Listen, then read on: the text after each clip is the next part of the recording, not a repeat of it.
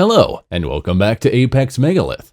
The New York City skyline is constantly evolving, and one of its most striking additions is 432 Park Avenue. Towering above Midtown, the building reaches an incredible height of 1,396 feet, making it not just the tallest residential skyscraper in New York, but also the tallest in the entire Western Hemisphere at the time of its completion. Designed with sleek minimalism, 432 Park Avenue was meant to be a symbol of ultimate luxury.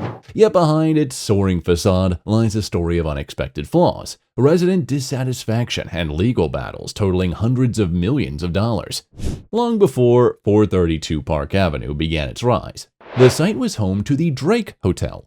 Built in 1926, the Drake epitomized the glamour and sophistication of its era, welcoming legends like Frank Sinatra, Jimi Hendrix, and Muhammad Ali. However, in 2006, real estate tycoon Harry Macklowe purchased the site, along with neighboring buildings, for $418 million, aiming to transform the location into even something more iconic. Macklowe, known for his development of numerous major properties across New York, envisioned a skyscraper that would redefine luxury living. Yet his timing couldn't have been worse. The 2008 financial crisis struck just as he had sunk millions into the project.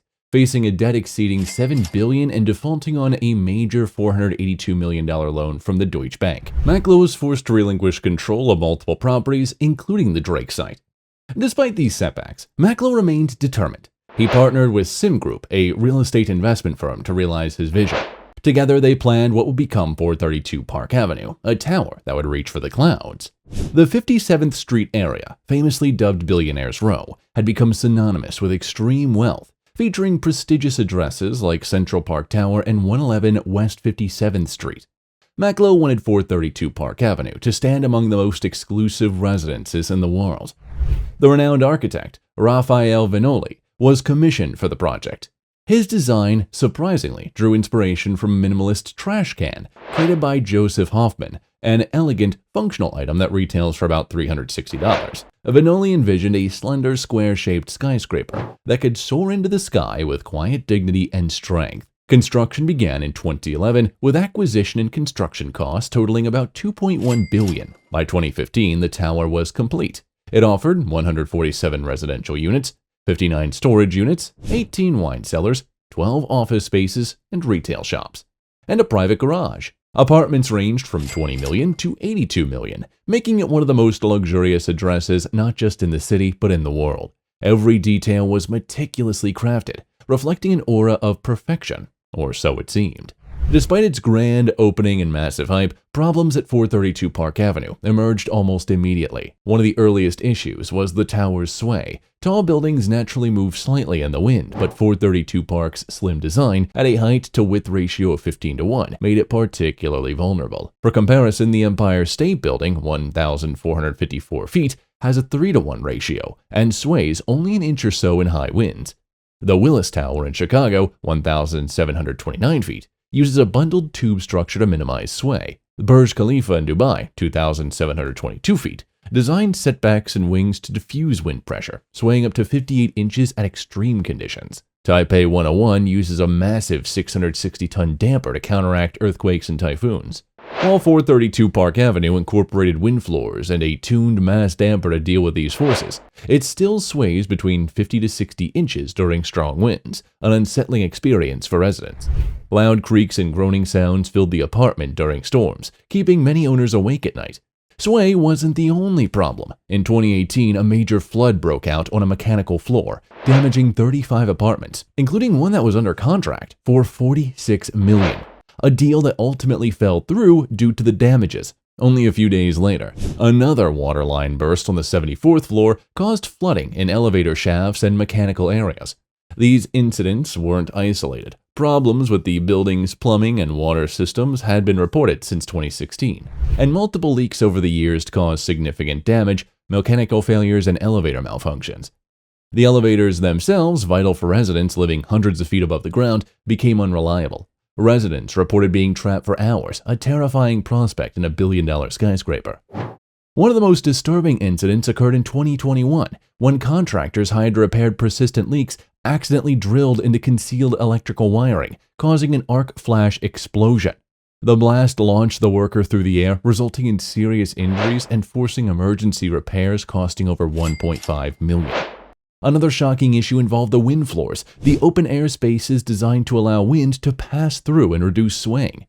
The railings on these floors were poorly built and failed well before the warranty period ended. Instead of replacing them properly, developers allegedly proposed using duct tape to patch up the failing structures, an unacceptable solution in a luxury skyscraper.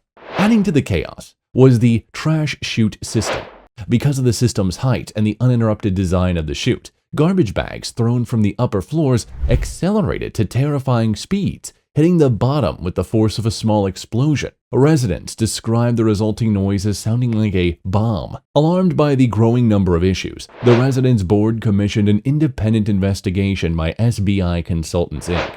Their finding was damaging. 104 architectural and engineering defects were identified, and 77 of these were classified as life safety issues. Roughly 75% of the defects posed real danger to the occupants. For a building that costs over $1.25 billion to construct, such negligence was shocking, even though wealthy as buyers accustomed to luxury were furious. By 2021, tensions between the residents and developers reached a boiling point. The condominium board, representing the owners, filed a $250 million lawsuit against the developers, including Maklo and the various associated LLCs. The lawsuit included claims of breach of contract, $125 million sought because the developers allegedly broke their promises, breach of fiduciary duty. Another $125 million sought for prioritizing profit over resident safety and ignoring critical defects. The developers, led by Maklo, fought back, filing motions to dismiss parts of the lawsuit and later countersuing the condominium board for defamation and business interference. As of April 2024, the legal battle remains unsolved with dozens of depositions and numerous motions filed, but no final decision reached. The legal mess and the building's reputation have taken a significant toll on 432 Park Avenue's market value. As of May 2024, 18 units are for sale, many units listed up to a 27% discount, and the prestigious penthouse, originally listed for $169 million in 2022, is now asking for $105 million, a 38% drop. Since the lawsuits became public, 11 units sold, but typically about 3.7% less than their original price point, a significant drop in market value. 432 Park Avenue was meant to symbolize the peak of modern luxury living, offering sky-high homes to the world's wealthiest individuals.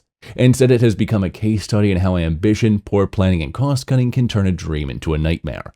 Once considered a crown jewel of New York, 432 Park Avenue now serves as a cautionary tale about the dangers of pushing engineering, architecture, and finance to their limits. What do you think 432 Park Avenue represents today? Is it still a marvel or a towering reminder of unchecked ambition?